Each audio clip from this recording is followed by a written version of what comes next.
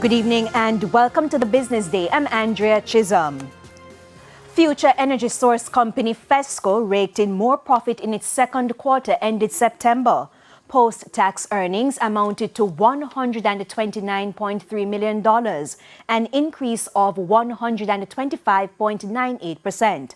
For the same period last year, the company made $52.2 million. Fesco also saw improved earnings for the quarter, with revenue of $6.97 billion, a 187.7% increase over last year.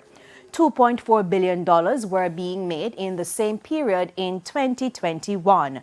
Fesco is forecasting better results for the upcoming quarters with its newly opened service station in Whitehall, St. Elizabeth and its 18th service station, Fesco Ocho Rios.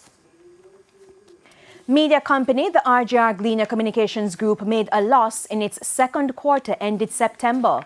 Total losses for the 3 months were valued at $12.4 million. For the corresponding period last year, the company made $27 million. Total earnings for the review period were $1.45 billion, an increase from the $1.42 billion. RJR Gleaner says the quarter's performance was influenced by a drop in advertising driven by global economic challenges. The group says it continues to see progress in its digital switchover, positioning it to add other income streams. The US dollar is being sold for an average $154.43.